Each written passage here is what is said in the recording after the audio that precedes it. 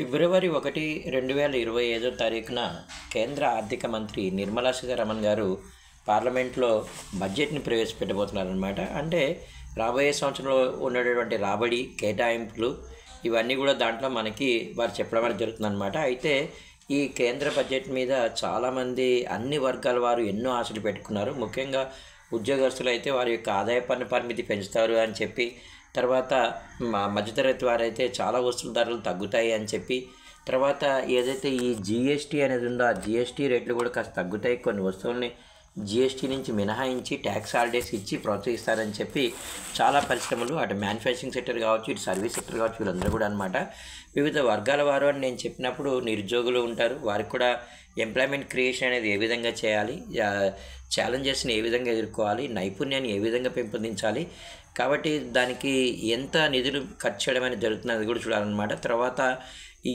కేంద్ర బడ్జెట్ పైన ఎన్నో ఆశలతో స్టాక్ మార్కెట్ కూడా ఉందన్నమాట. ఎందుకంటే ప్రతి పరిశ్రమల యొక్క వాటాలు ఇక్కడ నమోదై ఉంటాయి. షేర్స్ అనేవి మార్కెట్లో ఏవైనా సరే పాజిటివ్ సంకేతాలు ఉన్నట్టయితే స్టాక్ మార్కెట్ పెరగడానికి ఆస్కారం అనేది ఉంటుంది.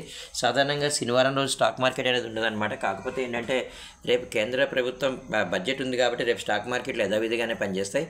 అయితే ముఖ్యంగా మానవాళికి ఉన్నటువంటి ప్రధానమైనటువంటి సమస్య ఏంటంటే ఛాలెంజ్ అని చెప్పొచ్చు మనం, ఏఐ వినియోగం అనమాట. మనం ఇప్పటికే చూసినాం చాట్ జీపీటీ లాంటివి ఎన్నో కూడా, మెటా కావచ్చు, ఇవన్నీ కూడా అనమాట, జెమినీ, ఇవన్నీ కూడా మనం యూజ్ చేస్తున్నాం అనమాట.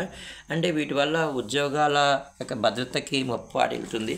చాలా టెక్నాలజీ సంస్థలు అనేవి ఈ ఏఐ టూల్స్ని ఎక్కువ వినియోగంలోకి తీసుకురావడం వల్ల ఈ కొన్ని రంగాల్లో ఉద్యోగాలు అనేవి తగ్గిపోతాయి అని చెప్పి భయాందోళనలు అనేవి ఉన్నాయన్నమాట. ఈ భయాందోళనని భారతదేశం ఏ విధంగా ఎదుర్కొంటుంది, దానికి బడ్జెట్లో కేటాయింపులు ఏ విధంగా ఉంటాయి అనేది కూడా ఆసక్తికరంగా ఎదురుచూడడం అయితే జరుగుతుందండి. నో డౌట్ అండి, దాంట్లో ఏఐ అనేది మాత్రం మానవాళికి ఛాలెంజ్గానే కృత్రిమ మేధ అనమాట, ఆ విధంగా ఉపయోగించడం అనేది జరుగుతుంది. ఆటోమేషన్ అనేది చాలా ఫాస్ట్గా జరిగిపోతుందండి. ఇకపోతే ఒక కామర్స్ విద్యార్థిగా లేదా ఒక భారతీయ పౌరుడిగా మీ బాధ్యత ఏంటంటే రేపు ప్రవేశపెట్టబోయేటటువంటి బడ్జెట్లో కీలక అంశాల గురించి ప్రతి ఒక్కరు కూడా చర్చ జరపాలండి. దాని గురించి ఆలోచించాలి, తర్వాత విశ్లేషణ అనేది చేసుకోవాలి. మనకి ఏ విధంగా అది ఉపయోగకరంగా ఉంది, వడ్డీ రేట్లు ఏ విధంగా ఉండిపోతున్నాయి, పెరగబోతున్నాయా తగ్గబోతున్నాయా అనేది కూడా మనం ఆలోచించాలన్నమాట. తర్వాత దేశంలో స్టాక్ మార్కెట్ల గమనం ఏ విధంగా ఉంది, అలాగే వందే భారత్ ట్రైన్స్ని ఎక్కడెక్కడ ఇంకా ఎక్కువ వేయడానికి ఆస్కారం ఉంది, రైల్వే లైన్స్ని ఎక్కడ ఆధునీకరిస్తున్నారు, మన తెలుగు రాష్ట్రాలకి ఏమన్నా కొత్తగా రైల్వే లైన్స్ అనేవి వస్తున్నాయా? ఎందుకంటే ఒకప్పుడు రైల్వే బడ్జెట్ ముందు రోజు, తర్వాత మామూలు ఫైనాన్షియల్ బడ్జెట్ అనేది అనమాట. ఇప్పుడు రెండు బడ్జెట్లు కూడా ఒకటేసారి ప్రవేశపెట్టడం అనేది జరుగుతుందన్నమాట. ఇండియా మాత్రం రైల్వే రంగంలో దూసుకుపోతుందని చెప్పాలి. హైడ్రోజన్ ట్రైన్స్ని కూడా ప్రవేశపెట్టడం అనేది జరిగింది. కాకపోతే ఏంటంటే అండి, ఎక్కువ మధ్యతరగతికి ఇబ్బంది పెట్టేటువంటి అంశం ఏంటంటే జిఎస్టీ అనమాట.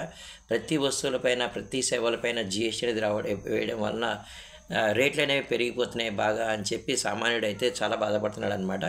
ఇప్పుడు గరిష్టంగా 28% జిఎస్టీ వరకు ఉందన్నమాట. చూడాలి మరి రాబోయే రోజులు ఏం జరుగుతుందో. అయితే బడ్జెట్ ప్రసంగం అనేది స్టాక్ మార్కెట్కి ఊతమిస్తున్నట్లయితే బుల్ రన్ కొనసాగవచ్చు అనమాట. ఈ సోమవారం ఒక్కరోజే మార్కెట్ తగ్గింది, మిగతా రోజులన్నీ కూడా పెరిగిందనమాట. ఇలా సామాన్యురాలు ఆనందంగా ఉండి కాస్త నవ్వుతూ ఉండాలంటే మాత్రం మధ్యతరగతి స్త్రీలకి ఎన్నో కొన్ని రాయితీలు అయితే ఇవ్వాల్సిన అవసరం అనేది ఉందన్నమాట. మహానుభావుడు మన్మోహన్ సింగ్ గారు తెచ్చినటువంటి సంస్కరణలను మనం ముందుకు తీసుకుపోవాలి. ఏదేమైనప్పటికీ ప్రతి ఒక్కరి జీవితాలని ప్రత్యక్షంగానో పరోక్షంగానో ప్రభావితం చేసేటటువంటి రోజు అనేది సాటర్డే ఫిబ్రవరి 1 అనమాట. మన క్యాలెండర్ అక్కడ మనకు కనిపిస్తుంది, చూసారండి.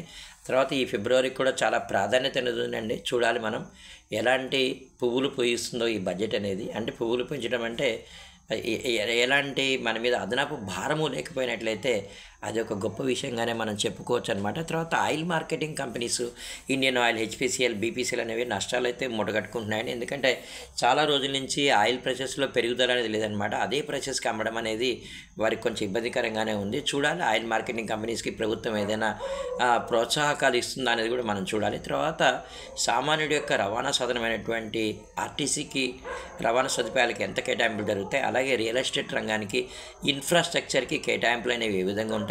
ఎందుకంటే ఎన్నో రంగాల వారు ఎన్నో ఆశలు అనేవి కేంద్ర బడ్జెట్ పైన ఉంటుందండి. కేవలం ఏవో బంగారం పైన వాటిపైన కొంత డబ్బులు తగ్గించినా సరే అది పెద్ద మనకి ఎఫెక్టివ్ ఇవ్వకపోవచ్చు అనమాట. మనందరినీ ప్రభావితం చేసేటువంటి అంశమైనటువంటి ఇలాంటి గ్యాస్ కానీ వీటన్నిటిపైన వారి యొక్క ఎలాంటి నిర్ణయం అనేది తీసుకుంటారనేది కూడా మధ్యతరగతి వారు చాలా ఆసక్తికరంగా చూస్తున్నారు.